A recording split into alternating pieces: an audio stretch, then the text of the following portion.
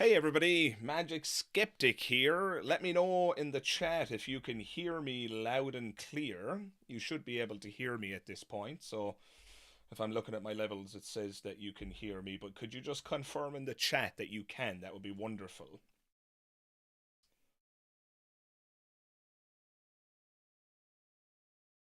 Awesome, awesome, great. You can hear me loud and clear. Looks like people are saying they can hear me. Fantastic. So yeah, guys, if any of you were watching The Line tonight, you'll have noticed that the show was cut short because of an unfortunate audio issue. Or sorry, not an audio issue, but a technical issue or issue, however you want to pronounce it. And so yeah, it's a shame. It is what it is. It was nothing to do with my technology, something to do with a PC on their end. I'm not entirely sure. It is what it is. They've been absolutely lovely about it. They've been so kind and apologetic. And to be perfectly honest, I'm utterly humbled by the fact that I was ever even invited in the first place. I mean, let's face it, Matt Dillahunty is a legend of the atheist slash skeptic community. So to be invited on was a dream come true for me. But unfortunately, yeah, it just didn't work out tonight because of the technical glitch. Matt said, and I really appreciated him saying this. He said that Magic Skeptic deserves an episode that isn't buggy and dropping and so on. And I really appreciated him saying that. And I spoke with Matt for about 10, 20 minutes before we went live, and it was just an absolute treat. I was kind of starstruck, to be perfectly honest, because any long term viewer of this channel knows that I'm an enormous fan of Matt Dillahunty. He's been hugely inspirational, and for me specifically, he was in fact integral to my deconversion. That was the story I was telling when the stream dropped, unfortunately. So, in case any of you are wondering, they have reached out to me and they've said that they're going to have me on again whenever they figured out this technical glitch. At this juncture, I can't announce a date. I'll let you guys know as soon as I know. I'll post it to my community tab and I'll appear on the line again, hopefully at some point. So, yeah, it was a shame. So, I decided rather than have the night go to waste because of a technical glitch, I thought I might try out another live stream and just see how I get on here tonight.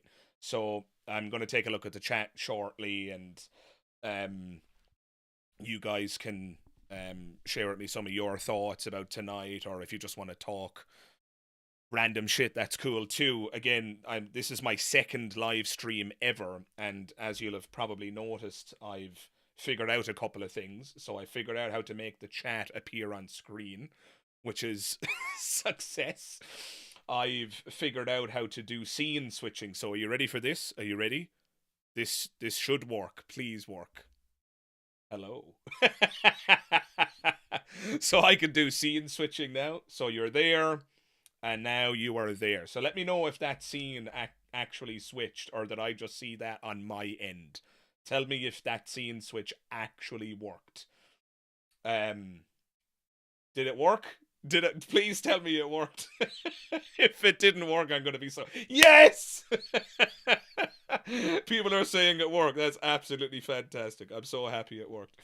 Great. So, anyway, yeah, I've been doing a lot of researching and reading about live streaming and so on. And so, yeah, I've got the chat on the screen there. I can now do a scene switch. And I had my little intro. Did you see the countdown and the music and all that? So, I'm not a bad streamer. Not bad for a second stream, eh? I would say this is a notable improvement over the first. I hope you guys are appreciating it. I'm trying my best here. So, let me jump into the chat here, see what people are talking about. So hi from Texas. Hello. If you're not aware, I don't know if I've ever mentioned this actually. My analytics tell me that about 60% of my audience is from the USA, which is incredible. So I'm unbelievably humbled by the support I'm receiving from those of you in the US, and thank you very much. And it's great to see some of you there in the chat. So Vesper asked about what happened on the line stream. I've explained that. So unfortunately, technical difficulty on their end, and they've agreed to have me back on at another point, which is fantastic. I can't wait. Um, so Hi from Oregon. Wow. So there you go. Hello in Oregon. How are you doing? Is this a makeup for the tech failure on the line? Is Matt with you? I wish Matt was with me in this live stream. Wouldn't that be fantastic? No, unfortunately not. But I hope to cross paths with Matt again. As I've said, guys, if you missed the story, if you've just joined, the show didn't work out tonight because of a technical issue, and they've agreed to having me back on again. We haven't nailed down a date yet, but as soon as I have a date, I'll let you guys know. Let's see. Melody Kate writes, glad you are popping up live. Sad to have not had the line working tonight. Yeah, I know, Melody. What can you do? What can you do? It is what it is. Life is full of surprises, unfortunately, and not all of them are pleasant. Let's see. I was definitely not expecting this. I'm glad I found it. Lol. Oh, well, it's great to have you in the chat tonight, Philly 3000. Fantastic. I appreciate it. I'll be lurking in chat since I'm at work. Been a bit since I've seen you, Magic Skeptic. Yeah, how are you doing? The noodle there in the chat is a longtime supporter of myself. And great to see you there in the chat, Noodle. He was on with Matt a while ago. They was having problems. People saying they could hear me. That's great. Oh, I didn't know you were going to be on the line. Nice, congrats. Yeah. Thanks, Noodle. Yeah, it was supposed to be tonight. Unfortunately, it didn't work out. There was a technical issue. It is what it is. Such is life. Technology fails. Entropy. Nobody or nothing escapes entropy. It's as simple as that. We are all subject to the slow but consistent march of time. It's that simple. Philly 3000 says, I've been putting your stuff on the Atheist Experience group. Philly, that is very, very kind. I do not take that for granted. You are far too kind. Thank you very, very much. Anybody who's willing to share out my content is obviously doing me a huge favor. It's kind of like free publicity. So the fact that you're willing to do that is incredibly awesome. So really, really appreciate that, Philly. Keep fighting the good fight. I can only hope that people get something out of my content. I'm no genius. I'm just standing on the shoulders of giants, as you guys know.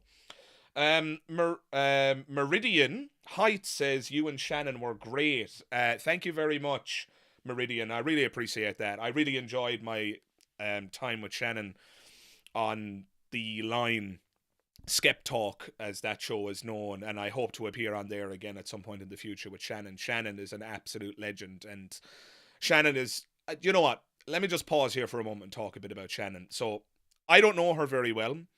I spoke with her for 20 minutes before that episode of Skep Talk, and I've spoken with her a few times since through messages on X, formerly known as Twitter, and so on, and the little I know of Shannon Q, all I can say is that she is an absolute diamond. She is an absolutely wonderful person.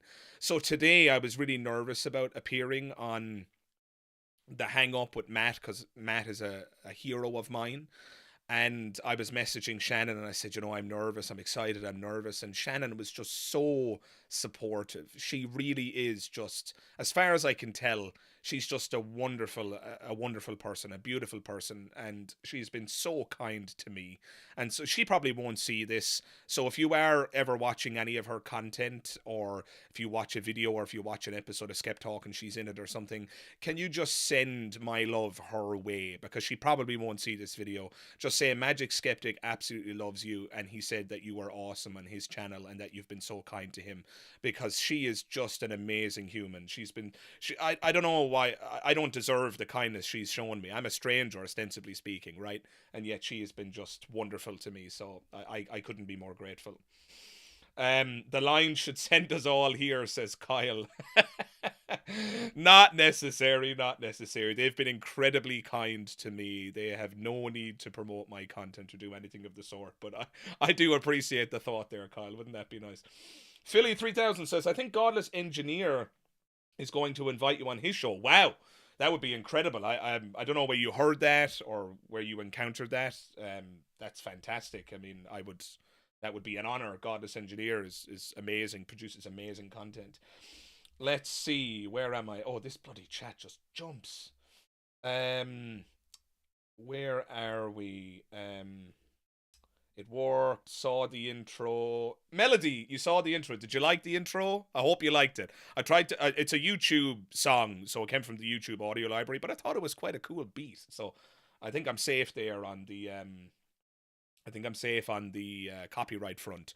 Some people saying the audio needs to come up. Well, I can definitely bring the audio up a little bit. I think, or can I?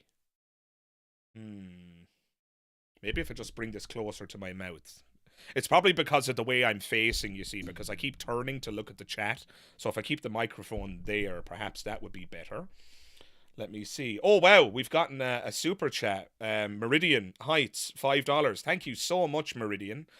Meridian writes, I appreciate your work. You're one of my favorites. Your Halloween series vids are legendary in the paranormal debunking community. Really? Are they? For real? You gotta tell me your source, Meridian. I mean, they're not some of the most successful videos on my channel, so you telling me that they're legendary is incredibly humbling. I mean, wow. Thank you so much, Meridian, and thank you so much for the $5 super chat. You didn't have to do that, but I gotta give you a little heart there. That's very, very kind of you, Meridian. Any donation goes a very, very long way.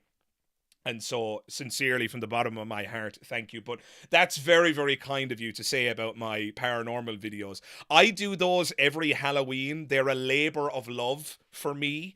They really are a labor of love, because if you look at the view count on those videos, it's nowhere near as big as my other series of videos. So every time I produce an episode of The Most Annoying Religious People or When Theists Fail, those videos, not all of them, but they tend to, on average, do far, far better than my paranormal investigation videos, where I look at paranormal claims and haunted house claims and things like that. So the fact that you're telling me that they're going down a treat in the paranormal debunking community is just awesome. Thank you so much. Thank you so much. That's lovely to hear. Let's see. Florida here is Meridian. I didn't know you were in Florida. Meridian, I love Florida. So now maybe I shouldn't be so vague, because I haven't seen much of Florida, if any of Florida. I've been to Florida like 3 or 4 times, and every single time I went there, I visited Universal Studios and I visited Disney, and I did the whole tourist thing. So I shouldn't say I love Florida because I've been to one location in Florida. What I should say more specifically is I had a wonderful time every single time I visited Florida. It's an incredible location as far as I can tell, and it's just awesome. Universal Studios is one of the coolest places on earth. Love the content. I'm tuning in from Jamaica. Wow! D Weir from Jamaica. That's awesome. Jamaica is on the list of places I want to go. That's awesome. I had no idea I had viewers from Jamaica. That's so cool. Let's see. I feel like a stranger in a strange land here in Texas, says Casey Hendricks. I'm not sure what you're referring to there, Casey. Allow me to guess. Are you talking about how you are like a skeptic atheist type and you feel like you're alone there? Is that what you're talking about? Jump into the comments, let me know. Nice to see you too, Noodle. I can see you there in the comments. Entropy, I always thought that was Gremlins run all computers as well as Wizards. Little Potato, what a wonderful name. I got a question. I was never religious. The whole idea of God always sounded ridiculous to me, just from the simple idea of magical things not being present in our life. So, I mean, fair enough, Little Potato. That sounds reasonable to me. I suppose it depends on how you were raised. Maybe you'll surprise me and tell me you were raised in a religious home and yet it didn't rub off on you at all. All I can say is that many people are not so lucky. Indoctrination is a powerful force. You can get people to believe anything given enough repetition and charismatic speaking and that sort of thing. I mean, just look at Germany in the 30s and what you can get a population to sign up for. I'm being vague about how I'm referring to that because certain words are going to result in my channel being negatively affected, shall we say. Wow, we got another super chat here from Melody Kate, 9.99. Thank you so much, Melody. That's very, very kind of you. Now I must go find your debunking videos. I am so glad Shannon Q introduced us. Oh, that's very kind, Melody. Yeah, Shannon is just I've said it already. I paused for a moment ago in the stream. I don't know if any of you missed it. By the way, on that note, I'll get back to you in one moment, Melody. Just I'm curious how many people we have here watching. Oh wow, we've got 47 people watching right now. That's incredible. That's amazing. I did not expect 47 people to join here at coming up on 2 a.m. UK time, but perhaps that goes back to my point earlier about most of my viewers are in the US, and so you guys are, it's much earlier there for you, right? But anyway, back to Melody. So Melody, yeah, I'm very glad that Shannon Q brought you my direction as well, not least because your kindness. I mean, goodness gracious me. I feel like, how have I not left a heart on that comment yet? Melody, it's just the donation. I don't know how to. I don't know. I'm going to sound like a broken record. I just feel like I don't deserve these donations. I'm just sitting here talking shit. But your kindness is just, thank you so much. I've got no words. Thank you. Where was I? So Kermit Thorson writes, Catholicism focused so hard on death that it gave me anxiety issues at the age of 3rd grade. Only like 2 years in the shit at Catholic school. Yeah, so Kermit, you're not alone there. You're not alone. I mean, there's a whole branch of psychiatry now that's emerging or that has emerged in the United States in relation to how do they word it again? Religious trauma syndrome, I believe it's referred to. And this encompasses a whole load of psychological ailments, basically, that people suffer with as a consequence of religion. Fear of hell is the most obvious one that comes to mind, but there's all sorts of others. I mean, the other one that comes to mind right off the bat is sexual repression and self-loathing. I mean, if you are a homosexual, for example, which is perfectly natural as far as I'm concerned, and you know, you live your best life. That's my take. But of course, if you're raised in certain religious communities, you're encouraged to believe that your very nature is something to be ashamed of. It's something that's sinful. It's something that you should be repressing. And goodness gracious me, I can only imagine, speaking as a heterosexual myself, I can only imagine how horrendous that must be to undergo, to be told that your very nature is antithetical to what is moral, to be told that your very nature is something that's perverse, something that should be ashamed, that you should be ashamed of. I can't even begin to imagine the damage that does to a person psychologically, to say nothing of hell on top of it, right? Fear of hell, people waking up with PTSD, screaming because they have dreams of their skin burning off, regrowing and burning off again. So yeah, there's just an incredible amount of evil that's done as a consequence of religious indoctrination. Am I saying it's all bad? No, not necessarily. Some people's religiosity is an afterthought. You know, take, I don't know, Anglicanism in the United Kingdom. I mean, I don't imagine. I mean, look, if you're an Anglican and you live in the UK and I'm about to utter a falsehood here, please do correct me, but I can't imagine there's anywhere near the level of psychological perturbment at play in the Anglican community. I mean, there's a joke here in the UK about how Anglican priests are just atheists, right? So Anglicanism is very different in many respects to some of the more evangelical denominations that you'll see in the USA. But anyway, I'm rambling as I do. Let's see. What do I think about the transcendental argument? Are you familiar with Jay Dyer? I've not heard of Jay Dyer. And the transcendental argument isn't a single argument necessarily, according to my understanding, Bilal. The transcendental argument is a collection of arguments, and so it would depend on which one you're referring to. I don't find them convincing, is the short answer, but it would depend on which one you're talking about. If you want to be more specific in the comments, I'll gladly give you some thoughts. Let's see, where are we here in the chat?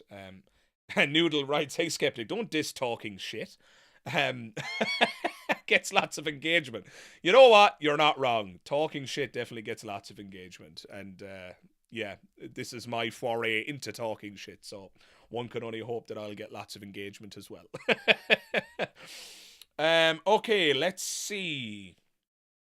The transcendental argument for God is known as the weakest argument for a God. Well, it depends on who you ask, right? I mean, people are going to have their different picks for that.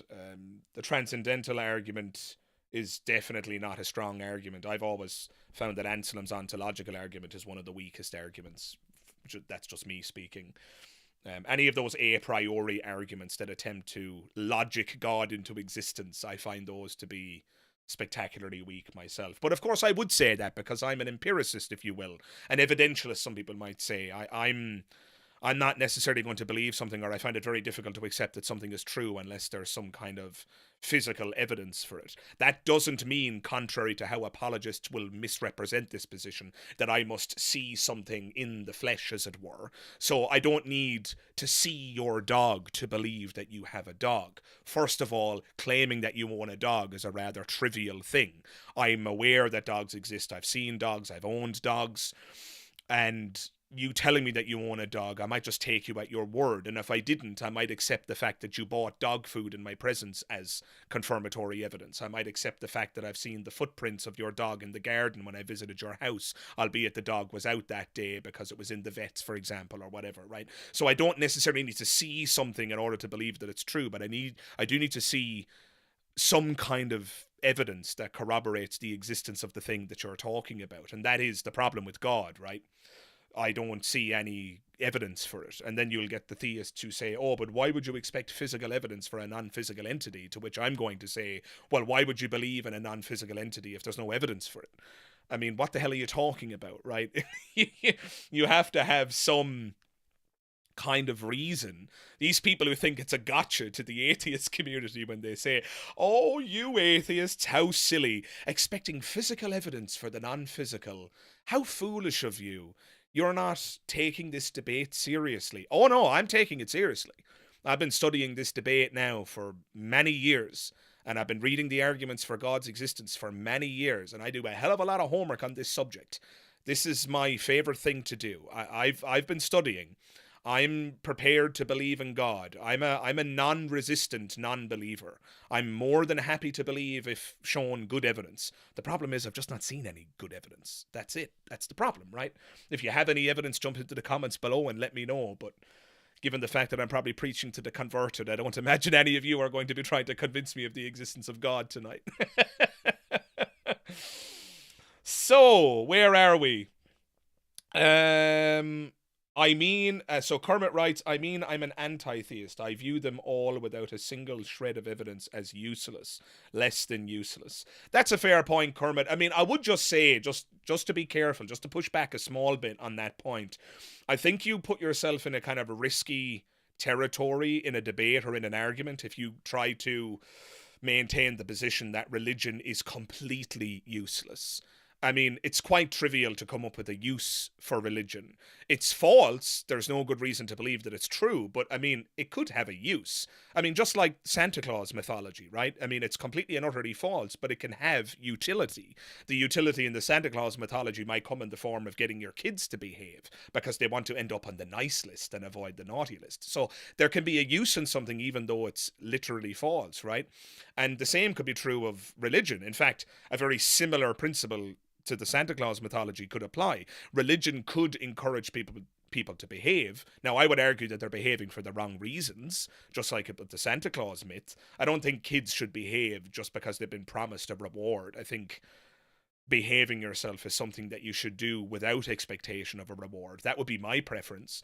But religion can have utility in that way as well. There are people, some of them are a major apologists, who will tell you without blinking that they would just go around murdering and I'm not going to say the next word beginning with or because, again, I want to protect my channel from demonetization. But let's just put it this way.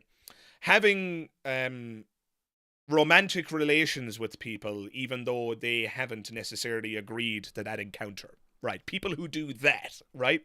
There are apologists who'd say that they'd be willing to do that and that they'd be willing to murder and they'd be willing to steal were it not for God telling them that that's inappropriate. In other words, if they lost their faith, they'd be going around behaving like an absolute psychopath.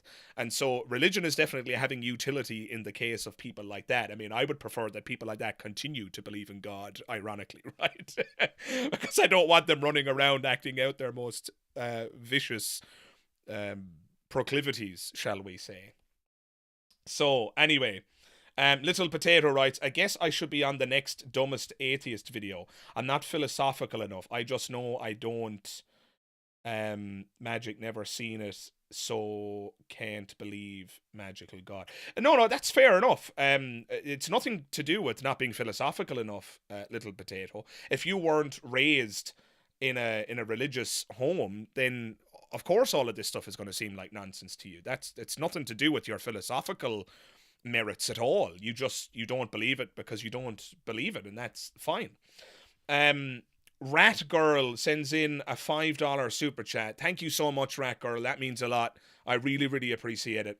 And Rat Girl writes, can't wait to see you back on the hang up. Yeah, me too, Rat Girl. And I really appreciate you saying that. It was a bummer tonight, I must admit, when I got off the when the stream crashed and it became apparent that it was going to be cancelled and rescheduled. I must admit, it was such a bummer. I felt so low about it because I was so prepared and I was so ready and I was so excited. But it is what it is. Look, technological glitches are going to happen. As I said earlier in the stream, nobody or nothing escapes entropy, right? And so it is what it is. What can you do? And so I very much look forward to being on there again. In case you missed it near the start of the stream, I did announce that they are planning on having me on again. And they were very, very kind and very, very courteous. And Matt said he really enjoyed having me on, if only for a short time, and he's very much looking forward to having me on again. But we don't have a date to announce yet because, of course, they're a big production. They've got other guests scheduled, and so they got to look at their schedule, and I got to look at my schedule, and we got to figure out a date and a time. And so, yeah, I'm convinced it will happen, Rat Girl. I think it's only a matter of time before I'm on there again. And hopefully the next time I'm on, it will be glitch-free, and we can have the conversation that Matt and I were going to have there and answer calls and so on. And I absolutely can't wait. So what happened to the live?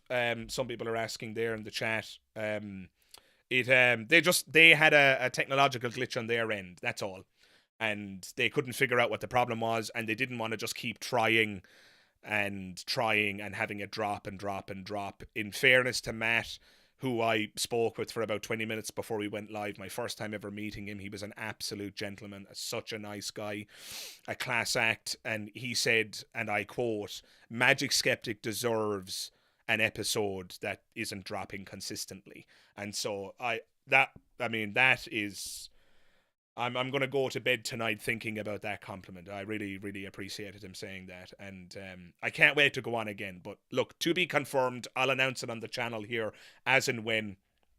And yeah, I very much look forward to it. All right, next comment here.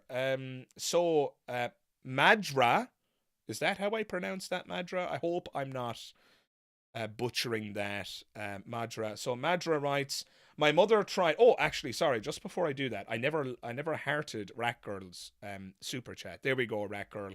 That injustice has been corrected. So thank you again for that super chat. So Madra writes, my mother tried to convince me of religion, but she failed to see that it was pointless. The second she said my sexuality was a no-no because of it. So I'm not philosophical also. It was a matter of survival in my case. I'm very, very sorry to hear that, Madra, and my heart breaks for you. I will... You know, this is why Christopher Hitchens said that religion poisons everything. If a mother looks at their child and cannot accept them wholly and fully as they are, right? If a mother cannot accept their child's nature, now before anybody gets pedantic, because I know there's going to be people who would be tempted to jump into the comments and say things like, oh, well, what if you're a serial killer? Should your mother accept that? Well, of course not. But I'm not talking about serial killers, am I? We're talking about somebody's sexuality. To compare the two would be grotesque. If a mother cannot accept their child because of their sexuality, what more is there to say about the toxic, abominable force that religion is? I mean, it's just unbelievable. The power that it has to divide families and to destroy lives is just beyond belief, really. It really is a toxic force in the world. Not in every case. I'm not painting everybody with the one brush. I already mentioned the Anglicans here in England. The joke for which is that they might just be atheists, right?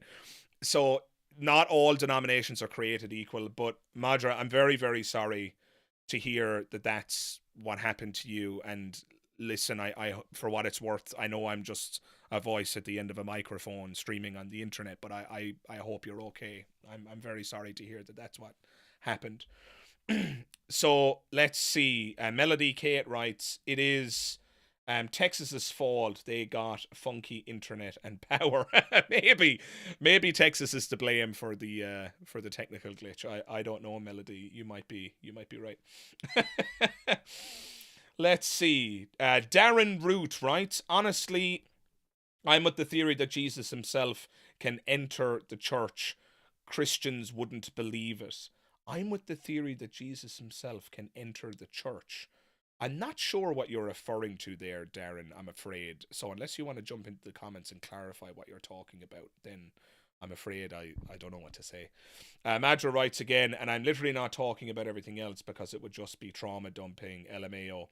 Madra, you feel free to trauma dump if this is a space that feels safe enough for you. If you feel comfortable and you want to, get some shit off your chest, feel free to trauma dump. I'm not telling you not to. If anything, one of my goals with this channel is to create a space where atheists and skeptics and agnostics and the like, and even theists too, right? Even theists too. I'm never going to say that a theist isn't welcome in my group chat or not welcome on my channel. Of course not. I mean, I would like to create a space where we can have conversations and get shit off our chests. I mean, that's one of the reasons why I like going live myself, because it gives me a space where I can, vent, as it were. And as I already said in this stream, I felt like so low tonight after the hang up got cancelled. I was so sickened. I was so sad about it. Because I'd been looking forward to it for weeks and had prepared mentally all day today and was very nervous and excited. But when we went live, I was ready to do it. I was game face. I was just so prepared and so ready, and for it to fall by the wayside, it was a shame. But rather than just be depressed and go to bed tonight sad, licking my wounds, I decided, you know what? I've got some dedicated supporters. I've got a lot of dedicated supporters who are kind of spirit and they're generous and charitable and so on. And you know what? I'm going to hop on. I'm going to go live tonight. I'm going to take this negative feeling I have now and I'm going to channel it into a productive endeavor, and I'm going to go live and I'm going to lay it all out, explain what happened, and have a chat with you guys. And that's why I'm here. And I'm so happy I did that because I'm already feeling better. So thank you so much for joining me here tonight. I really do appreciate it. Let's see. Philly 3000 writes, "How about us aliens? Are we invited? Lol." So long as you aliens are willing to be peaceful, so long as you come in peace, then yeah, be my guest. Aliens welcome too. I would welcome ET any day of the week into my warm embrace.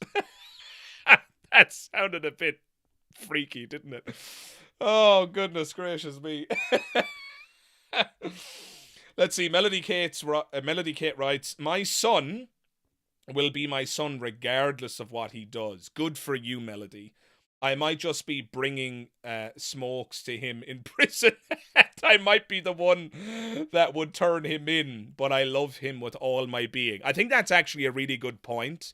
There is something to be said for the idea that a parent's love transcends all possible crimes even.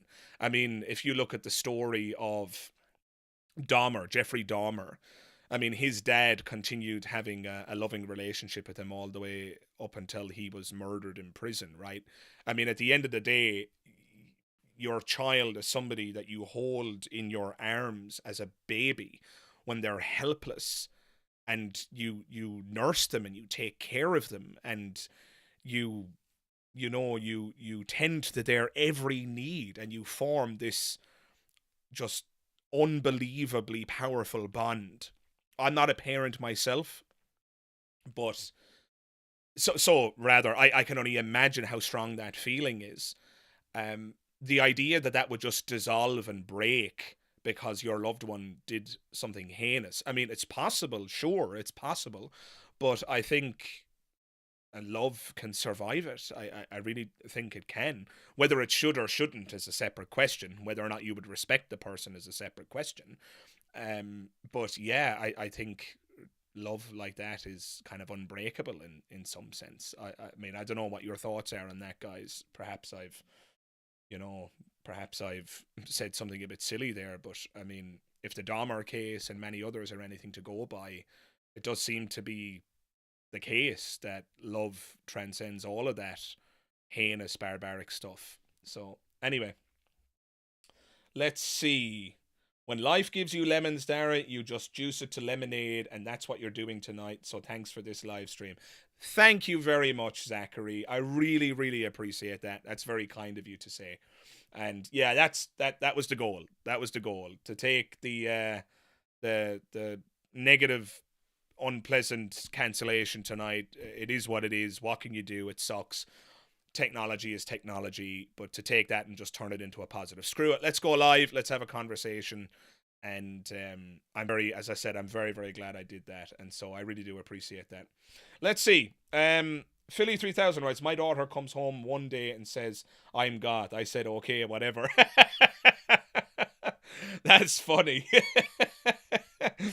I don't know about you, but I think goths are kind of cool. So, you know, for some, I don't know, goths remind me of the Matrix.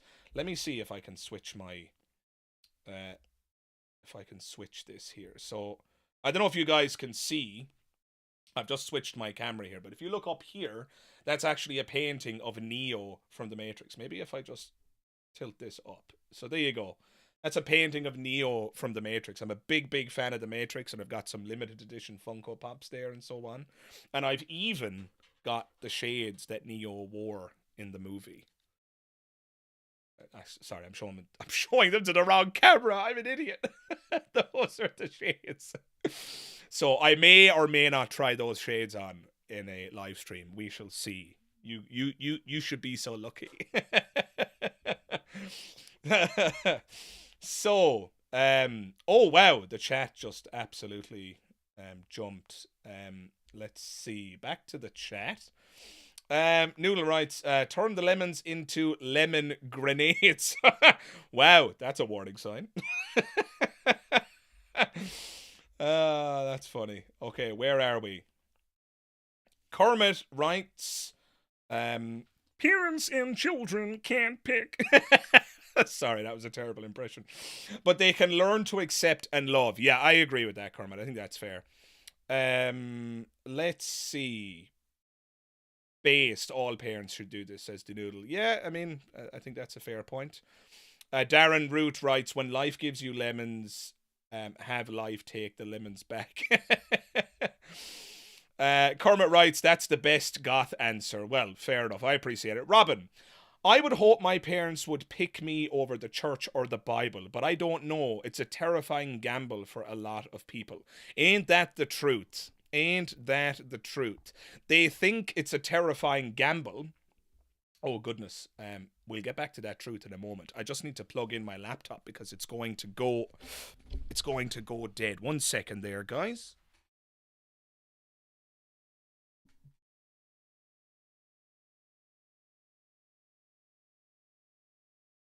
There we go. Apologies about that brief delay.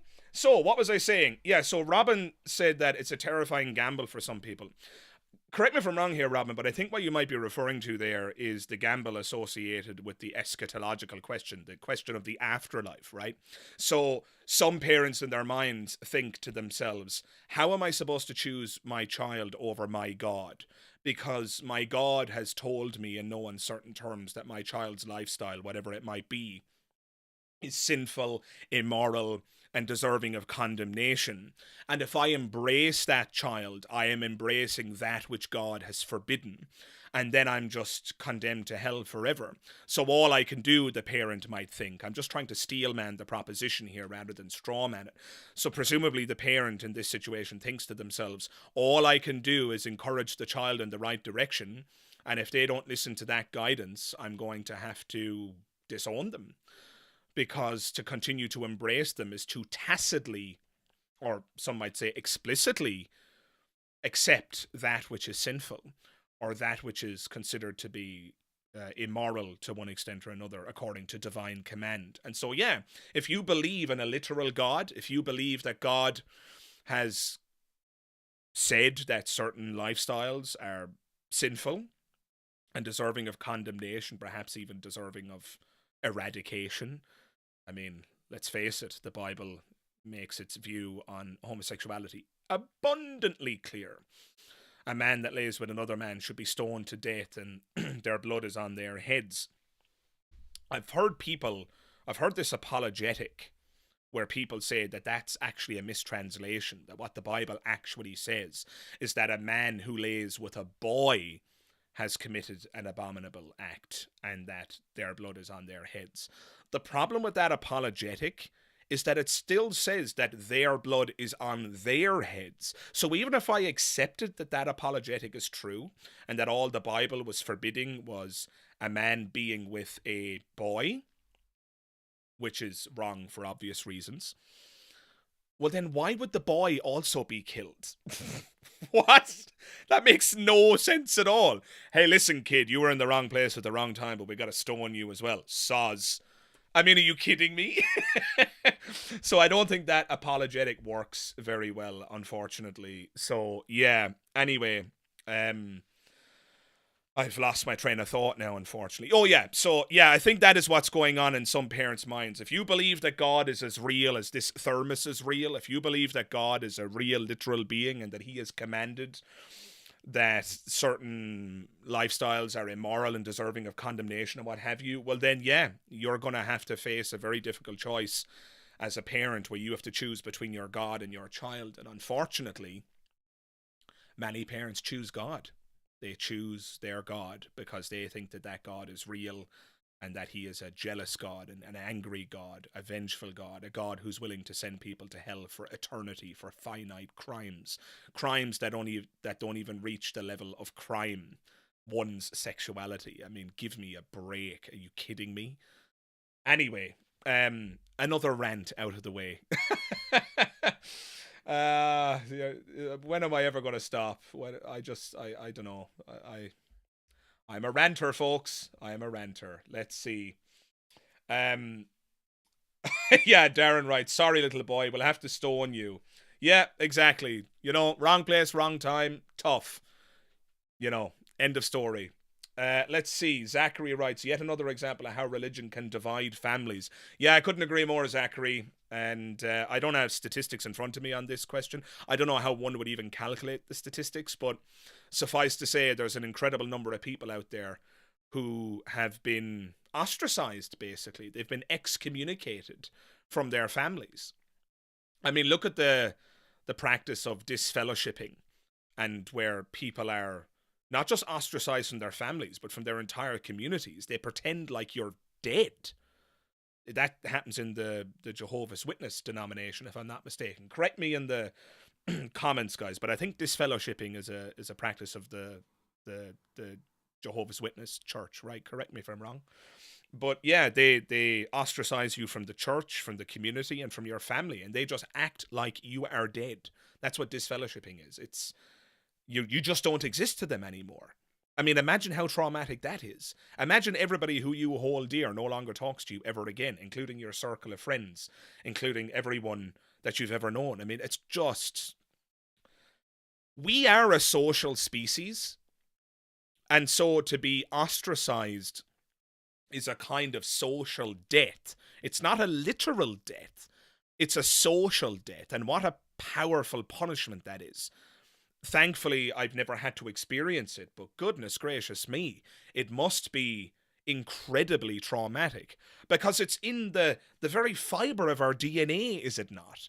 We are a social species. It is just through hundreds of thousands, millions of years of evolution, we have been given this proclivity to cooperate and to associate and to build up social communities. And, some people in the chat might say, oh, but I'm more of a social recluse. I'd rather not be around other people. And by the way, I'm right there with you. I like alone time as well. Believe you and me, I do. But you still are a social creature by virtue of the fact that you are in this group chat right now. You're communicating. You might be communicating from a space that you feel is safe and comfortable, but you're communicating. You're still conversing with people. Maybe you stay in your one-bedroom apartment, but you play video games with your friends online. You're still engaging as a social creature. And to have all of that taken away from you, to be disfellowshipped in this way, to be ostracized and to be booted out, it must be the worst thing ever. The closest I can come to in terms of relating to this is some childhood memories where people were mean to me and they cut me out. They said, "Oh, we're not going to play with you, Dara. You're not our friend. We're gonna play the game without you. You're not allowed to play the game with us." And we all have memories like this, I'm sure, from one point or another in our childhood where we were ostracized or kept outside the group for some reason. And that feeling is unbelievably shit. That's a really bad feeling. Now imagine that, I suppose, times a billion, because it's your family and your whole community, your entire social structure that's doing this to you. That's disfellowshipping, folks. And so, yeah, it's just incredibly brutal. But anyway, Majra writes, Mommy Dearest tried that on me and my cousin. The good thing is that she fails miserably and it backfires big time. Well, I'm happy to hear that it backfired, Majra. Fantastic. D. Weir writes, can't imagine. Grateful to my parents for not disowning me through my deconstruction. Yeah, no, that's totally I couldn't agree more, D. Weir. Let me finish that story that I was telling on the hang up tonight before it got cut short.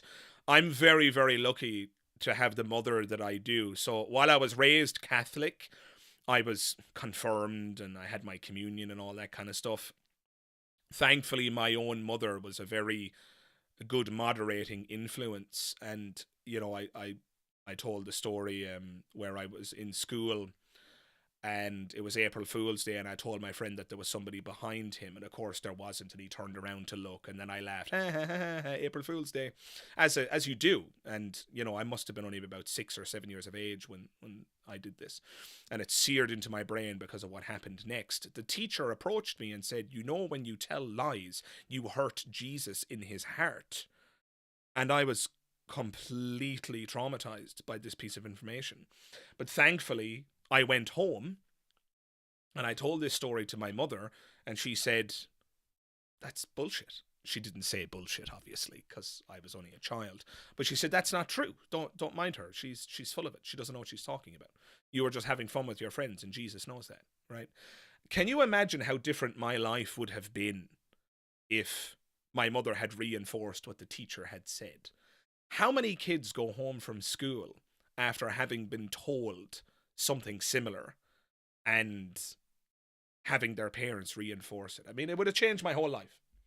It would have changed my whole life. I would be a completely different person if that had happened. So, yeah. In any case, that's the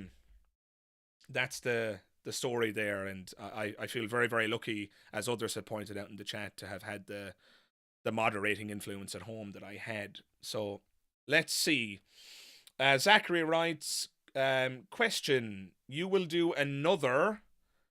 why is the chat not working? Okay, you will do another retake to make up for the hang-up tonight, right, Darren?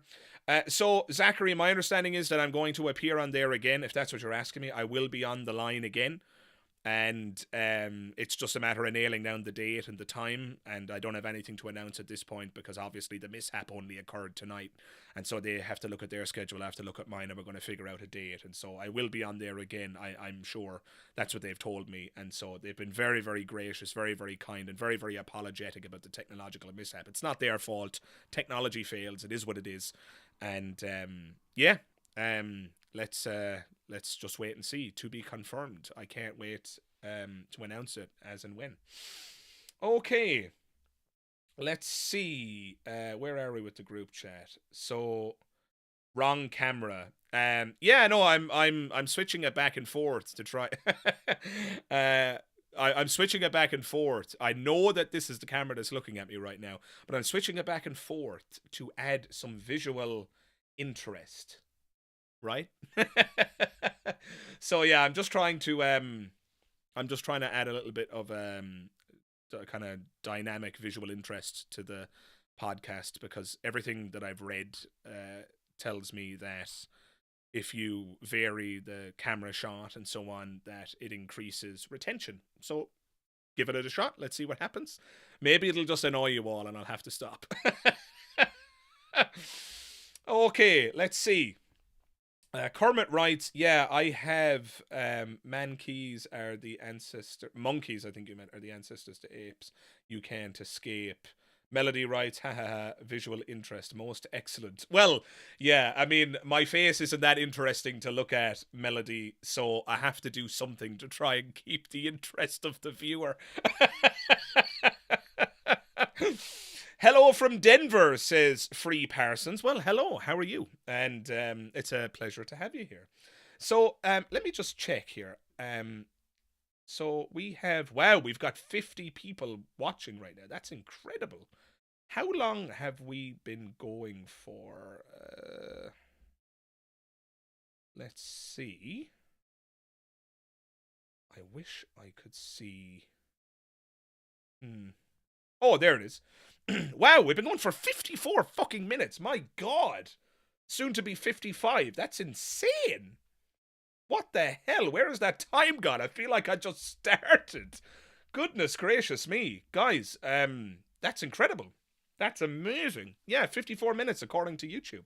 That's absolutely unbelievable. So, yeah, wow, where does the time... Guys, I love you. You are awesome. I'm so happy I did this. For any of you who missed it, I said I would come on here and do a live tonight because I felt bummed out because of the technical glitch that happened with the hang up and it had to be rescheduled and all the rest of it. I felt low, so I said, why not?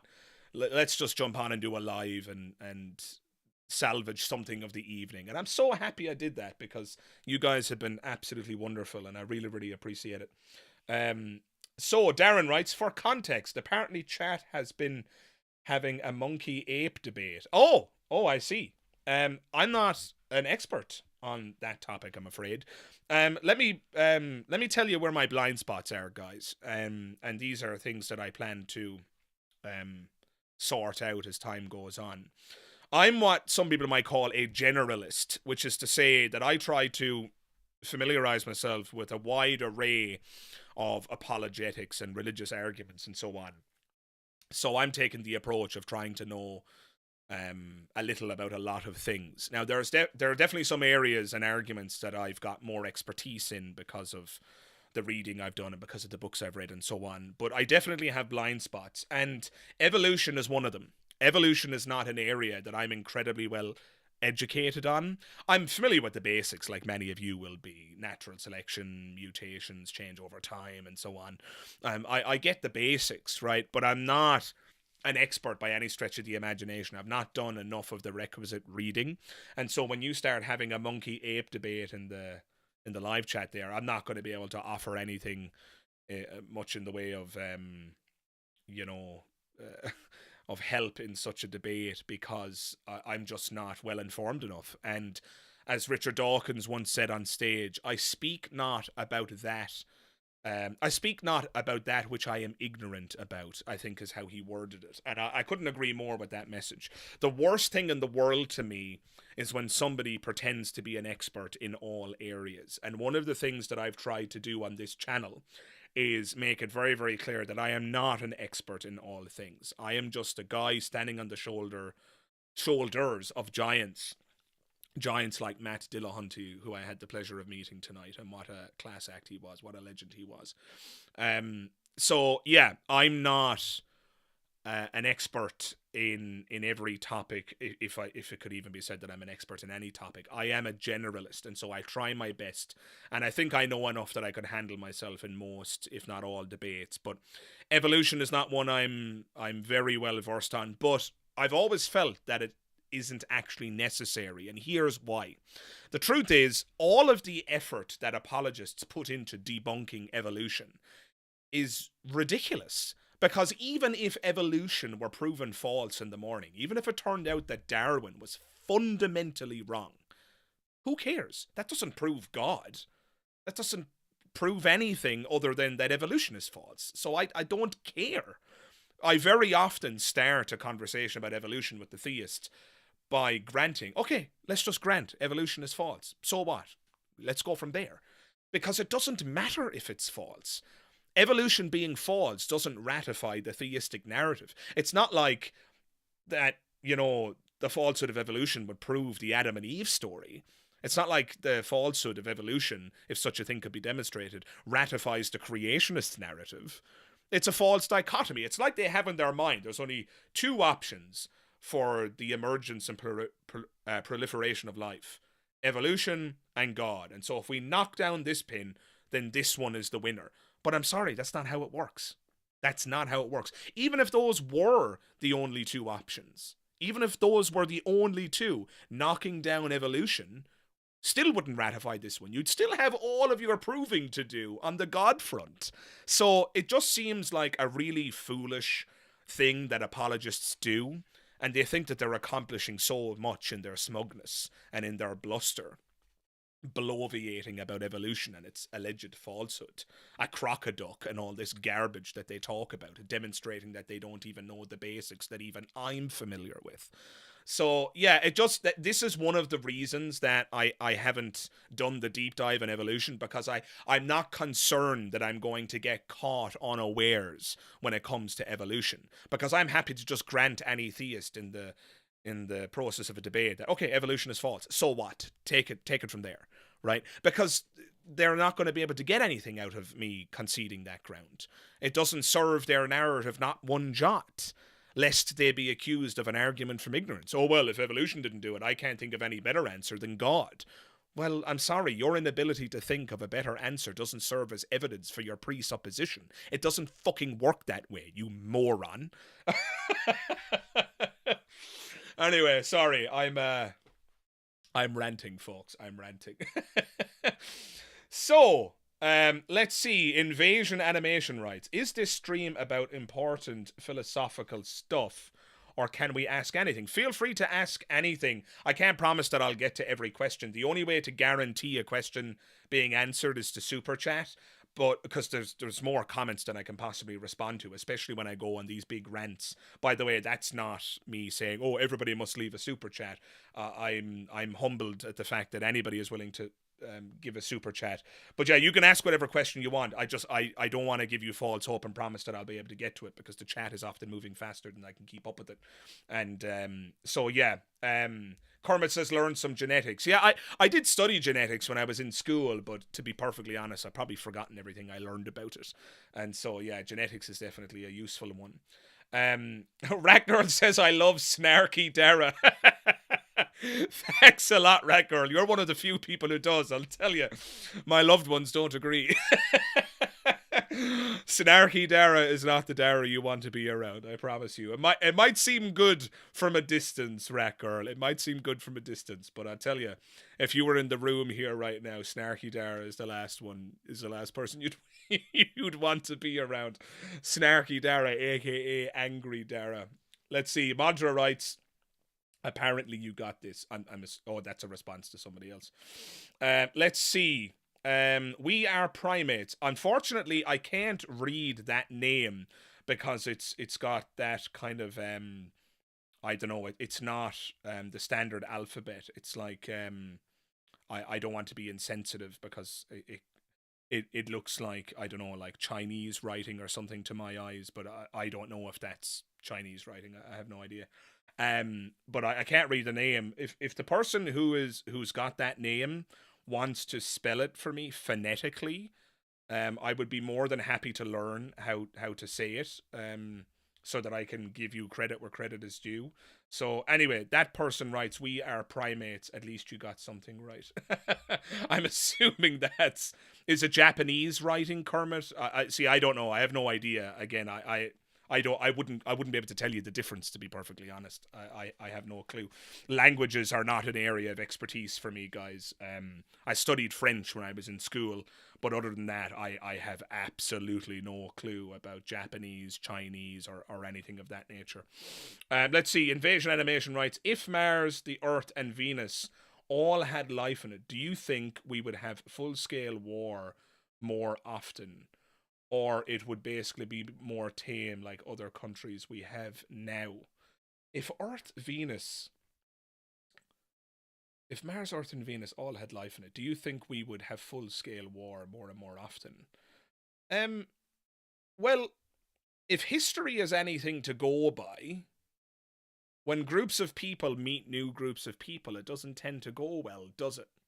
So I would be concerned if we were to encounter another planet, whether it be in our solar system or beyond, that had intelligent life like ourselves. I would be worried about what would happen because I mean, again, just look at history. Look at what happens every single time two groups that were hitherto unconnected meet for the first time. It usually ends in war, bloodshed, and brutality. So yeah, I would, I would be very, very worried. I must admit.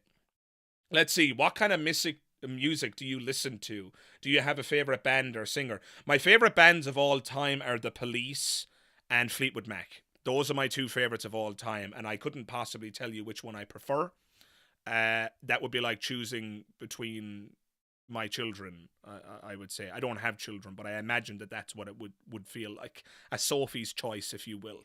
So yeah, those are my favorite bands. But no, I don't have a favorite genre necessarily. I listen to all music. My my music playlist is quite schizophrenic. So as my playlist progresses, there's you know opera music, Pavarotti, then it might jump to Eminem, and then after Eminem there might be a country song by Garth Brooks, and then after Garth Brooks there might be System of a Down or oh yeah, Rat Girl, You Can Go Your Own Way. What an amazing song. I absolutely love that song. It is fantastic. Fleetwood Mac, oh man, they're so good. They're just so good. My God. Do yourself a favor and go listen to Fleetwood Mac. Oh, we have similar tastes, Dara. In love with those bands too, says Zachary. Zachary knows. Zachary knows. Zachary's got good taste. Madra writes, yo, I was right then. Okay, so they're still having a debate. I won't get involved. Willowette writes, sorry if I'm repeating my question, but have you considered making a Discord for announcement and for as a lot to chat and for as lot to or for us lot, I suspect you meant, to chat. I have considered it. I've just not gotten around to it yet. I just literally haven't gotten around to it. I've spent all of this week filming videos for my own channel, and I've got another podcast that I'm going to be recording with another content creator tomorrow. I've got that tomorrow, recording that tomorrow. K&B, the Dr. K&B, an amazing philosopher and anti-realist. We're going to have a conversation tomorrow about moral facts or the lack thereof. I'm not convinced that moral facts exist. If you've been watching my channel for any length of time, you'll know that. And so, yeah, I have a podcast with him tomorrow, and then I've got a hell of a lot of editing to do to get Sunday's episode ready. So, yeah, it's just hard to find the time, as well as keeping on top of my it's not a full-time job anymore. My part-time job is a teacher. So there's a lot going on. And I know setting up a Discord would be a triviality. It wouldn't take very long, but I don't know how to use it, and I don't know how it works and stuff, and so to get familiar with it, it would take a bit more time than just setting one up. So it's definitely something that's in the pipeline. I just haven't done it yet, so watch this space. It's another one of those things. Let's see how we're doing on the stream. How many people do we have in here right now? Wow, 52. That's amazing. I can't believe we've got 52 people in here. 47 now, but I think it was at, yeah, it was at 52 at some point. It's updating as I click in and out of it, guys. But that's amazing. I can't believe that. That's absolutely incredible. And we've been going for an hour and 7. Christ, oh my God, that's crazy. Okay, let's see. So, Felicia by nature says, I run several Discords, would be willing to volunteer time to help run one. That's very kind of you to offer, Felicia. That's very, very kind. I'll keep that in mind. I mean, you're already exposing my ignorance there when you say that you'd be happy to run one. It kind of sounds like, does it have to be run? Is it? See, I don't know. I don't know anything about it, Felicia, but it sounds like it requires maintenance and you're volunteering, and that's very, very kind of you. I will certainly keep that in mind. We got a super chat here from Dr. Don Hogg, xenobiologist at large, $5. Thank you very much. I'm going to give you a heart there. And Dr. Don writes, I had an Irish brogue for about a month after my stroke. Certainly explains a lot. I'm not laughing at the stroke part. I very much hope that you recovered fully from the stroke and that you're okay. Are you saying that you had an Irish accent after your stroke? Are you legitimately saying that?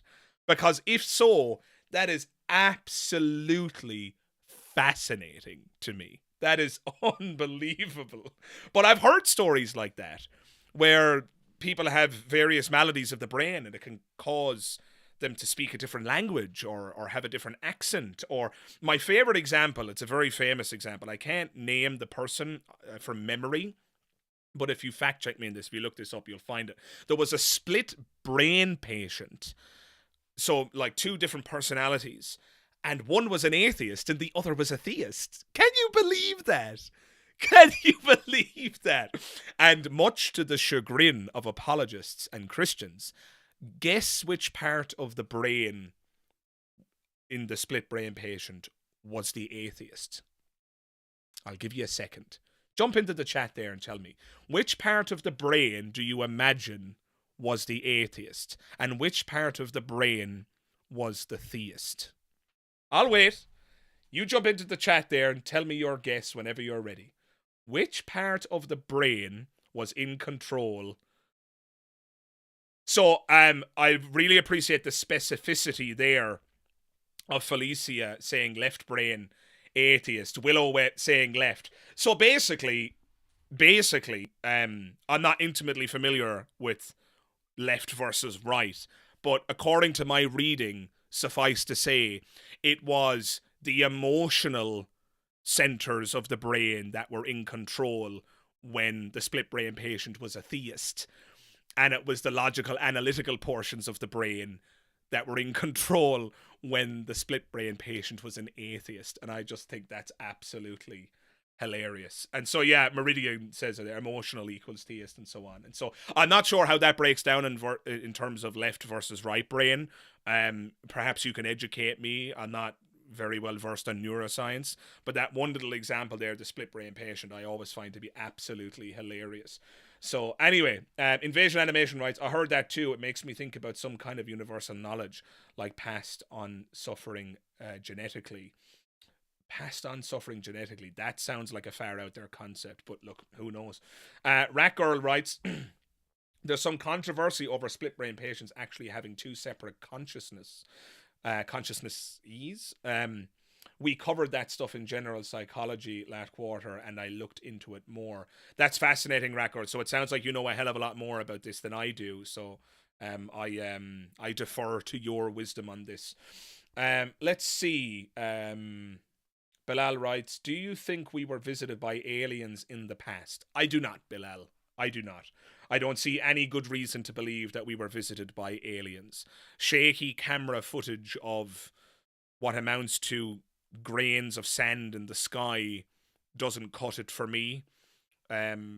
People saying that they've been abducted doesn't cut it for me.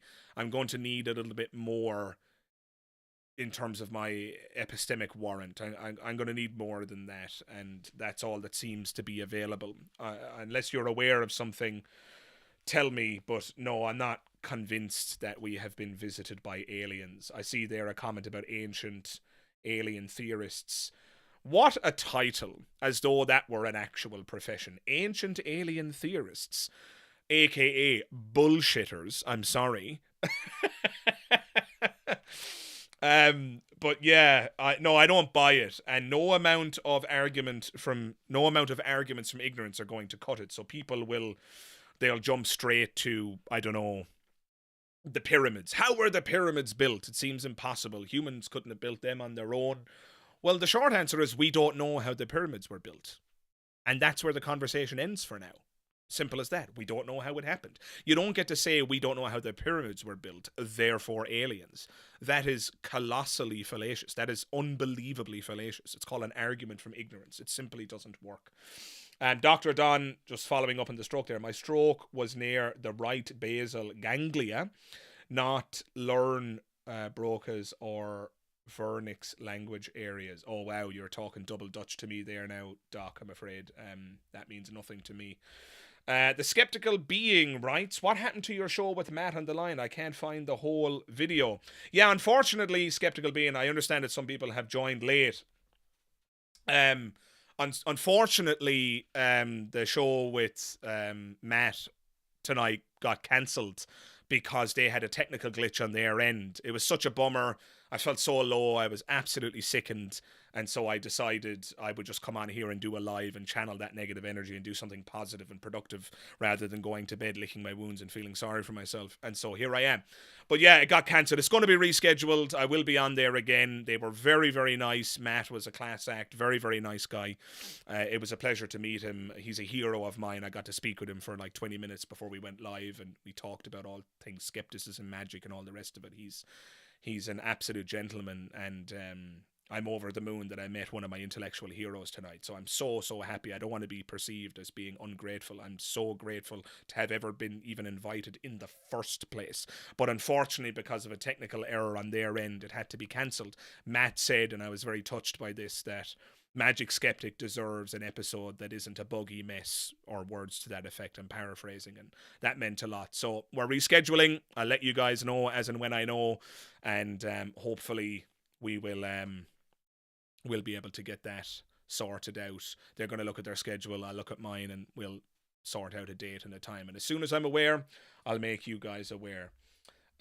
All right. So where was I in the chat? Potty Bob. Hey, Potty. Potty's actually a good friend of mine. Potty in the chat there. Potty says, "Fuck, sorry to hear about the show." Yeah, Potty, I was disgusted, man. It's a sickener. What can you do? It is what it is. Great to see you in the chat there, Potty. A pleasure. But yeah, it is what it is. What can you do? And it's a bummer. I was very, very disappointed. I was very, very, very, very low. Afterwards, I was just sat here and I was like, oh my God, I am so low. I feel so depressed. And so, like I said, I just couldn't allow that to define my night. And here I am. And I'm so happy I did this. This has been wonderful. Let's see. Kermit writes, what features do apes have that monkeys don't? The apes monkey debate continues. In the comments. Okay, fair enough.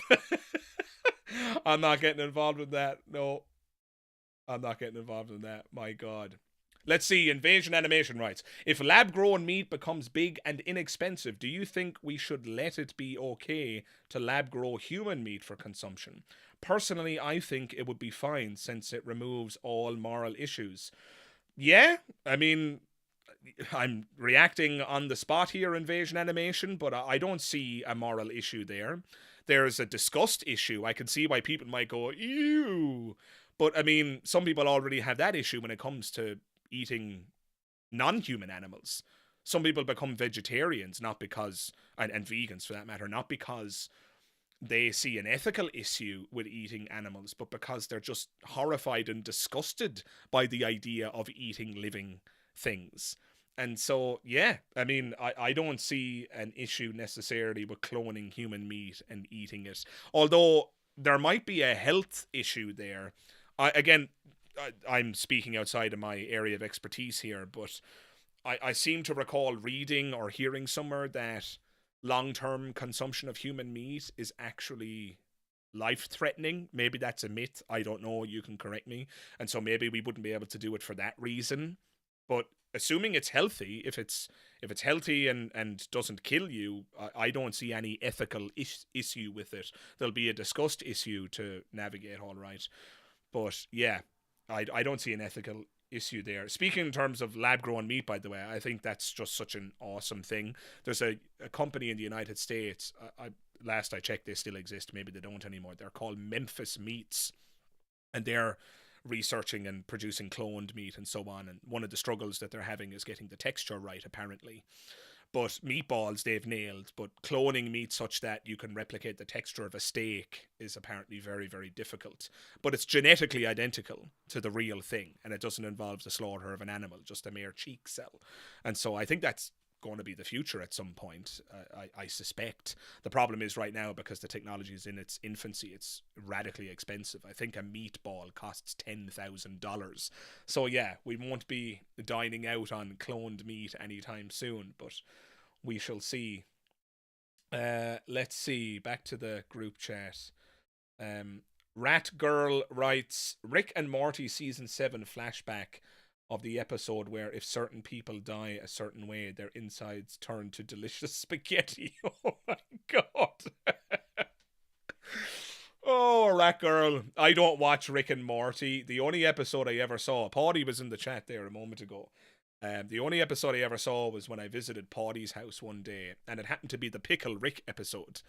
And what an episode to watch. And I was just blown away by how bizarre the show was. And I never got around to watching it again, partly because I'm just so busy. I mean, so is everybody. Cry me a river, right? And so, yeah, I maybe I'll watch it someday, but it sounds absolutely bananas. It sounds absolutely insane. Okay, so, guys, I think that's going to cut it, really, for tonight. How long have we been streaming for? An hour. It was just coming up in an hour and 20, which is like, wow, we have 58 people in this. I don't want to go because there's 58 people here. That's incredible. That's a new record for me. This is my second live stream, and so this is a record. This is awesome. So if you have any final questions or comments, guys, pop them into the chat there, because I'm gonna start closing down here shortly. So let's go to the group chat there. Skeptical being, your thoughts on the difference between ethics and morality. I don't know if that's just a semantic thing, ethics and morality. I mean, morality for me could be very easily defined as the difference. I suppose morality is the difference between right and wrong. When we make moral claims, we're saying one ought do this or ought not do that. Whereas ethics, you might say, is the study of that. Perhaps you might say that that's the formalized exploration of morality in an academic setting. I don't know. I've never given much thought to the distinction between those two words and phrases. And words have usages, not singular meanings, and so people are going to define those words in different ways in different contexts. Skeptical being, so perhaps you could share your definition of how you define those words, and we'll see how we get on. I don't know. Scotty writes, oh, sorry, Scotty, the chat just jumped. There we go. Had a co-worker actually say, if we came from monkeys, why are there still monkeys? My favorite response to that, Scotty, and you may already know this, but feel free to say this to your co-worker if they're still your co-worker. Say to them, well, if we came from the dust, why is there still dust? Such a stupid thing to say. Right? Such a stupid thing to say. But yeah, clearly they don't have a clue about science or evolution or what have you. It doesn't make any sense at all. So yeah, according to the Bible, Adam was formed out of the clay or the dust, and Eve was formed out of his rib. So if we were made from the dust, why is there still dust? That's a nice quick quip for you there, Scotty. Let's see. Bob writes, I showed you the episode where the spaceship recreates the dead child in front of his father and then dissolves it in front of him, actually. If that's what you showed me, I have absolutely no recollection of that whatsoever, Paddy. I seem to recall seeing Pickle Rick. Maybe that was the tail end of another episode, but bless your memory, Paddy. Let's see. Rat Girl. So if someone asks you how you might scientifically test a supernatural claim, if you will, tell them to watch the Pet Cemetery bit from Rick and Morty. Okay, I'll do that. I will do that. Oh, hello, Shannon. Oh, Shannon Q is in the comments. Hey, Shannon, how are you doing? Shannon, you should go back and listen to the start of this conversation because I was very, very complimentary. I said very many nice things about you and how awesome you've been and how kind you've been to me. But I'll say them now again. Thank you so much for all of your support, Shannon. I was messaging Shannon earlier because I was so nervous about going on with Matt. I don't know if you're aware, Shannon, but the episode with Matt didn't work out because they had technical difficulties on their end and they had to shut down the stream. And so it's going to be rescheduled for another time. So major bummer. But I was messaging Shannon earlier. By the way, all of you guys should go follow Shannon right now. Anybody who's in here who, I mean, if you're not already a follower of Shannon, you should go follow Shannon right now. Shannon's awesome. But Shannon writes, "You rule. So sad about the line I was watching." Oh, Shannon, thank you so much. Yeah, I was gutted. So sad. I was so gutted. It is what it is. Look, nothing escapes entropy. No living or non-living thing escapes entropy, and so there's always going to be mishaps. It is what it is, and so I was disappointed, but Matt was an absolute legend, a real gentleman, and Arden was fantastic. Really, really appreciated their kindness, and they were so welcoming, and I had a great time. It was short lived. I had a great time, and Matt said himself that he feels that I deserve an episode that isn't buggy and glitchy, and so that meant a lot. And so they're going to have me back on again, Shannon. That's the short version. They just have to schedule it, and we're going to figure out a time and a and a day and so on. So I very much look forward to appearing on the show again with Matt, and hopefully again another day with you, Shannon, because you and I are a great team. Remember, we're the non-American team, Shannon and I. I got another super chat here. Let's see. Chris Starr, who sends in $5. Thank you so much, Chris. I got to give you a heart there. Thank you, Dara. You helped me overcome years of religious upbringing. American raised Baptist. A Baptist. Thank you for your content. Christ above, Chris. See, guys, comments like this just absolutely floor me. I'm just a guy who talks into a microphone and makes videos for fun.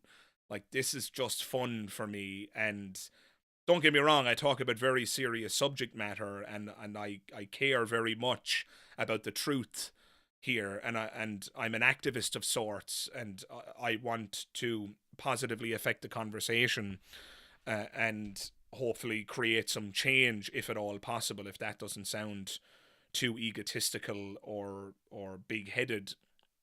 But, you know, one can hope. But when you see comments like that from Chris, it just blows me away. I'm so happy that my content has helped you to some way or another. I thank you for, not only have you told me that, but you told me that in the form of a super chat, and I just thank you so much.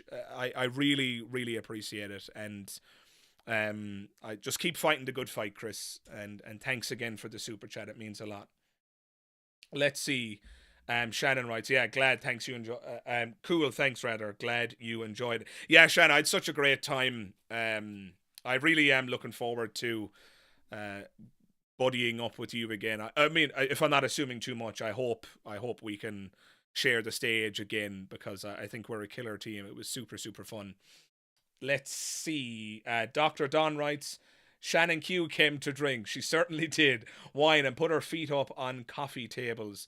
And she's all out of coffee tables. I'm finally in on the coffee table joke. Finally in on the coffee table joke. For those of you who don't... Actually, know what? I won't tell this story. Only if Shannon says it's okay for me to tell this story. So if Shannon says that it's okay for me to share this story in the group, in the chat there, then I will tell the story, but otherwise I won't. But there is a coffee table story that could be shared. but it's to do with Shannon's private life, and so I won't share it unless Shannon gives me the go ahead there. But that's fair enough. Shannon says go ahead. So Shannon, you'll have to correct me if I'm wrong here. You'll have to correct me if I'm wrong, but if I remember correctly, the story is that your partner, Paul Ogia, for you guys who are not aware, although if you're watching my channel, of course you know who Paul Ogia is a minimalist. So he likes to reduce clutter as much as possible in the home. And so for him, a coffee table is beyond the pale. He doesn't want he doesn't want a coffee table in the living room, basically. And so you're suffering in the absence of a coffee table. I think, roughly speaking, that's what the coffee table story is about. So Shannon dreams of the day where she can own a coffee table. That's Shannon's dream in life. Am I right, Shannon? If I summarized that incorrectly, Shannon, please correct me in the in the chat there. But if I remember correctly, that's what I recall. So let's see.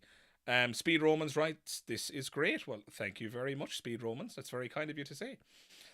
You can't not tell us now, Darren. I told you, Zachary. I told you. Let's see. Shannon Q. It's obnoxious, actually. If it were up to him, we'd live in an empty warehouse. Yeah, I believe it. I am not a minimalist, Shannon. So let me give you a brief glimpse here. So if I go back to my stream here. So the group chat is probably in the way right now. So I'm just going to move the group chat and look at all of the clutter in my room. Look at all of that clutter. So I've got Funko Pops there. I've got statues and paintings and memorabilia. I am not a minimalist. I am an absolute nerd. And if I change, let me just put that back there. If I change the camera here, you'll see that even behind me here, I've got, that's Neo from The Matrix, for those of you who've been living under a rock. And more Funko Pops, and then there's more Funko Pops here behind the microphone.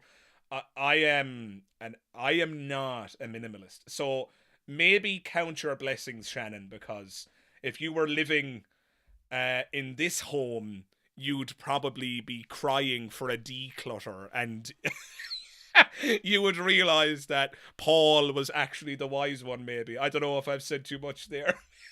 Maybe I shouldn't have said that. I'm going to get in trouble.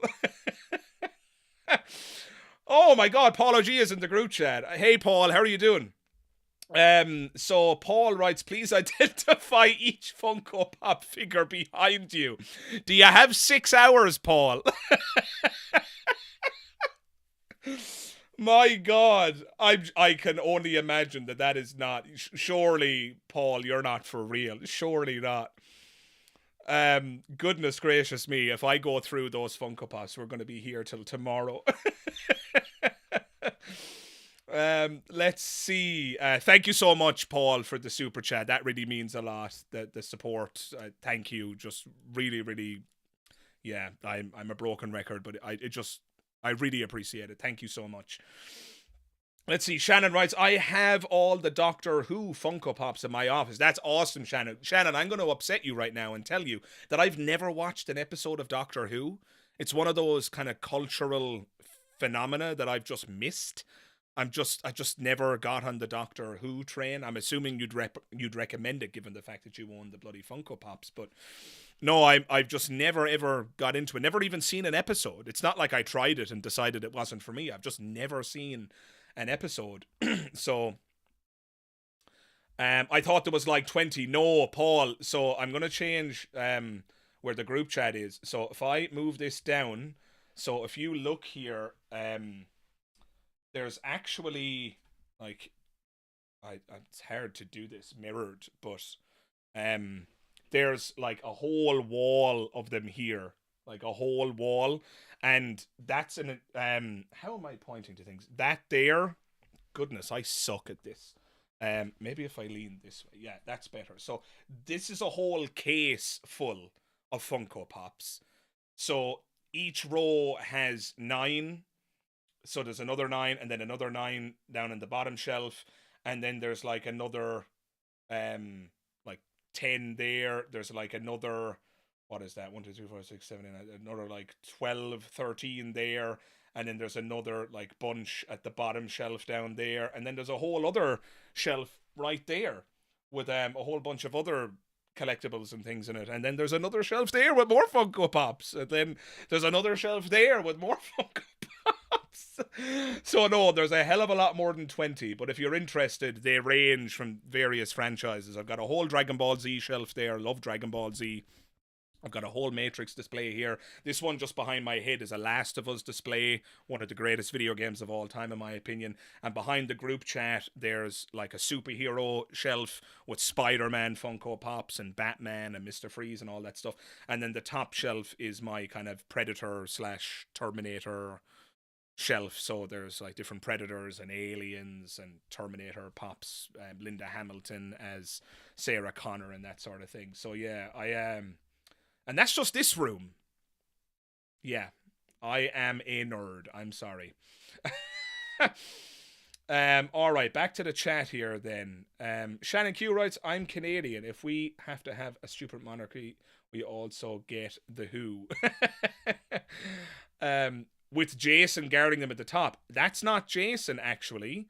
That is Michael Myers up there. So, this hand. So, up there... That is Michael Myers up there at the top. That's a quarter scale Michael Myers statue that was released by Pop Culture Shock Studios, or Premium Collectible Studios, I think they're named now. So yeah, I spend my money on silly things. But you know, I don't drink. I don't take illegal substances. I spend my money on collectibles, and as far as I'm aware, that's not going to kill me. It's not going to bankrupt. It might bankrupt me, admittedly, but it's not going to kill me. And so there you go. Don't let Paul fool you. He has no life. Oh, that's funny. Let's see. I love the first Last of Us and despise the second game by the end. I won't say I despise the second one. I think there's a lot to love in the second Last of Us game, but the first one is an absolute masterpiece. It is incredible. If you haven't played The Last of Us, guys, do yourself a favor and play The Last of Us. The first game is one of the greatest stories I've ever experienced in any medium ever. I'm talking about movies, I'm talking about books, I'm talking about TV shows, the whole kit and caboodle. The Last of Us is one of the greatest experiences I've ever had in fiction. It is unbelievable. It is mesmerizing. And while the second one made some creative decisions that I don't agree with, the ending in particular gave me problems, I'll say. It's still an incredible experience, the second one, I would say. So I wouldn't go so far as to say I despise it. I definitely... The stream paused? Let me ask the group chat before I finish that thought. Can you guys... Is it back now? I think it should be back now. So let me know in the comments if you can hear me. You're back, yeah. How funny that we were just talking about the... How funny that we were just talking about the technical mishap tonight on the hang-up, and then my stream dies. Fucking hell. But, yeah, I was just saying, don't let's forget that the line, the producers of the line and the hosts of the line, and the Hang Up and Skeptic and so on, they have been incredibly welcoming to me. I'm just a stranger to them, ostensibly speaking, and they have welcomed me with open arms. Shannon is there in the chat. Paulo Gia is there in the chat. Both of those guys have been incredibly supportive, and not just tonight in the chat, but before this. So they've been incredibly welcoming. So has every other member of the line that I've spoken with, the producers and so on. And they were incredibly apologetic tonight about the technological mishap. The technological mishap is not their fault. As I keep saying, nobody or nothing escapes entropy. There's always going to be technological mishaps. So don't let's forget that those guys are amazing. This isn't a live stream that I've done to talk shit about the line. Far from it. I came on here just because I was a bit bummed out and I wanted to kind of just channel my negative energy into doing something positive tonight and giving back to you guys. And I'm so happy I did, because this conversation has been, if nothing else, therapeutic for myself. So I really appreciate you joining me here tonight, guys. That means a lot. But yeah, don't for a second think that the line and its producers and its host have done anything wrong. Absolutely not. Simple technological mishap. It could have happened to anybody. It was just misfortunate that it happened tonight, and they've already agreed that we're going to reschedule and I'm going to appear another night, and I can't wait. I'm really, really looking forward to that.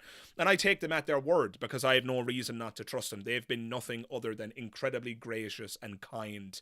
And as I said earlier today, I was nervous about going on because Matt is a hero of mine. And I was messaging Shannon because I was nervous, and Shannon was just, being so kind and supportive and saying, you're going to kick ass, you're going to crush it, don't worry, you're great, and so on. And so, like, I find it very hard to take praise, but I have to acknowledge kindness and decency wherever and whenever I see it. And Shannon and Paulo Gia and Matt and Arden and Jimmy and Amergen, they've all just been incredible. They've been so kind and decent and welcoming to me, and they've extended a welcome that, as far as I can tell, I haven't really earned, because who am I? My channel is just my channel is a nobody channel. I mean, I'm a nobody. I'm just some guy who makes videos and puts them on YouTube, and yet one day I see that Shannon Q is in my comment section reaching out to me and asking me to appear on Skep Talk with her, and that was just an incredible moment for me, and I'm humbled. I know, I'm sorry guys, I'm going to shut up about this soon, because I sound like a broken record, and I don't want to sound like a broken record, but I'm just unbelievably humbled by the welcome that they have extended, the hand of friendship, and the belief that they've put in me, because at the end of the day, they've spent a long time building up their platform, and they take a chance whenever they platform somebody. Let's forget that they take a huge chance whenever they platform somebody, right? They don't know necessarily what I'm going to say, right? They don't know, so they're taking a chance on me, and they took that chance, and I do not take that for granted. I do not take that for granted. They could have just looked at my channel and said, who does this guy think he is? And they could have ignored me, and the rest could have been history. But instead, they extended the hand of friendship, and they invited me on, and I got to sit there tonight next to one of my intellectual heroes, Matt Dillahunty, and Matt was so gracious and kind and decent, and I'm just pinching myself. So I could say that tonight was a failure because the technological mishap that occurred, but it wasn't. I'm the luckiest guy in the world. I'm the luckiest guy in the world. I've got, right, let's just go to the numbers right now. Right now, according to my live, I've got approximately 52 people in here listening to what I'm saying. That's astonishing. I'm coming up on 14,000 subscribers. That's astonishing. I got to sit there tonight and speak with one of my intellectual heroes, somebody who was integral to my deconversion. And I got to sit there and I got to thank him personally. And more to the point, he was incredibly gracious and kind in response. And we chatted magic, because Matt is a magician, just like I am. We chatted magic and we chatted skepticism. And it was awesome. I'm the luckiest guy in the world. I'm so incredibly grateful, and I'm so humbled by the acceptance that and the hand of friendship that the line and its producers and hosts have extended. So anyway, I'm done ranting. I'm done. Rant is the wrong word. I'm done waxing lyrical about it, because I'm just boring you guys. But I'm just, perhaps I'm trying to overprove my gratitude, but I am just being honest about how I feel. So I got another super chat here from Melody K. Thank you so much, Melody. Submits $4.99 super chat there and says, apparently you are pretty groovy. I mean, look at your Funkos. Rocket and Groot are the stars of my Funko collection. That's awesome. I really, really love the Guardians of the Galaxy movies. I haven't read the comics, and thank you so much again for the super chat, Melody. But I love Rocket and Groot. They are fucking awesome. They're so cool. And I have to be very careful about what Funko Pop I buy, because I swore, for example, that I was never going to start buying Dragon Ball Z Funkos, because I was afraid that if I did start buying them, that I would end up buying too many of them. So I said, no, I'm not going to buy any of them. And now, unfortunately, if you look here at this bottom shelf, I know you can't see it, but all of those are Dragon Ball Z Funko Pops. And the reason that that happened was because I received as a present a Dragon Ball Z Funko Pop. And that was the spark that lit the cinder. And now I own how many? 4, 8, 9. Now I've got like 15 Funko Pop boxes over there, but some of those boxes are collections. One of those boxes, for example, has the Ginyu Force. If you know Dragon Ball Z, you'll know what I'm talking about. So in that box alone, there's 5. Is it 5? I want to say 5. 1, 2, 3, 4. Yeah, it's 5 members of the Ginyu Force in there. And so yeah, I do not deal well with impulse control. It just took one Dragon Ball Z Funko Pop, and then I was off to the races. So yeah, Melody, I'm right there with you. I think Rocket and Groot are awesome, but you see, if I buy one of those, then I have to buy the whole line. I'll have to have all of the Guardians of the Galaxy. And then, because I have the Guardians of the Galaxy, I'm going to want the rest of the Avengers. I do have a superhero shelf in my Funko Pop collection, but I've kept it specific to Spider-Man and Batman. And I feel like if I stay in that space, I can protect myself from blossoming out of control. That's the goal anyway. Niddy writes, one pop can't stop. Yeah, once you pop, you cannot stop. Ain't that the bloody truth? Luna Knights writes, wow, I liked you before, but I mean, that's even better. Apparently, being interested in Funko Pops makes me even more desirable. I don't know why, but thank you very much. I really do appreciate it. Let's see. Callum says that's the attitude, referring to my previous comments. Yeah, thank you very much, Callum. Callum, there's a long-time supporter. Great to see you in the chat, Callum. Thank you very much for joining tonight. And let's see. You're going to get luckier. I'm pretty sure your channel will grow. Well, that's the hope, Zachary. I really hope that the channel continues to grow. I'm certainly putting in the work. I've got a podcast that I'm going to record tomorrow with Dr. K&B. That won't be live. We're recording a podcast on realism and anti-realism. Both Kane and I are anti-realists. We don't believe in the existence of moral facts. I reached out to my audience to ask them for their best challenges and questions, and so we're going to go through those challenges and questions tomorrow. And hopefully I'll upload that to YouTube in the coming weeks. But yeah, always grinding. So tomorrow, recording a podcast. I'll also be editing for most of the day tomorrow, because I got to start getting an episode ready for Sunday. And yeah, I just keep grinding. Grinding has gotten me up to about 14,000 subscribers thus far, and it's gotten me into the company of amazing people like Shannon Q and Paul Ogia and Matt Dillahunty and Arden and so on. And I hope that my grinding will continue to breed success, because that's the hope, Zachary. Who was your favorite magician, says Bilal? My favorite magician, one that you guys will probably know, is Darren Brown. I think he's absolutely awesome. I don't agree with everything Darren does. I don't agree with everything he says. Some of it can be problematic for reasons that I won't get into right now. But I love him as a performer. I think he's incredibly talented, incredibly knowledgeable about magic. And he's also just clearly and obviously incredibly intelligent. So pardon me, Darren Brown would be my favorite, I think. Let's see. So I think if that's it, how long have we been going now, guys? Goodness, we're coming up in 2 hours. Wow. Oh my God. Okay. So guys, I'm actually gonna call it there, I think. It's been a pleasure. So yeah, I mean, I don't think I should keep going. It'll just be it'll be overkill if I keep going. Plus UK time, it's now 3:22 in the morning. All of you Americans are much earlier in the day, depending on which part of the states you're in. You guys are good, but yeah, it's coming to 3:30 in the AM here in the UK. So I think I'm gonna start battening down the hatches, and I'm gonna call it a day. So guys, I really, really appreciated you joining me here tonight.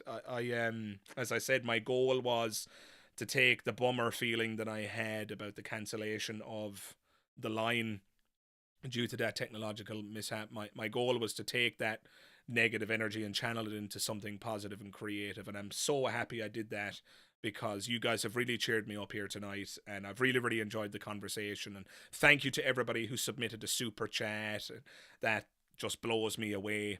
And your generosity is just really heartwarming. And yeah, just to everybody who jumped into the chat, even those, if you didn't submit a super chat, if you were just in the chat and hanging out, I really, really appreciate that.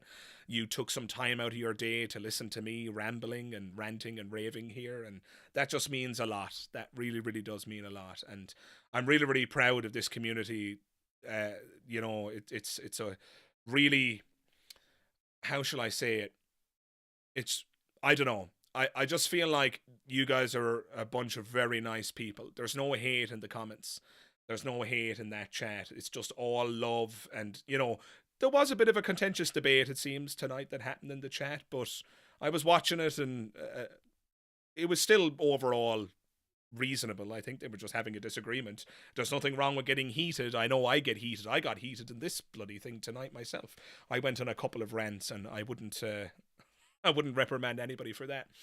We can be passionate, we can be heated, but you guys are just awesome, and I can't do this without you. I really can't. And so thank you so much for joining me here tonight, guys. It means the world, hanging out with me for these couple of hours.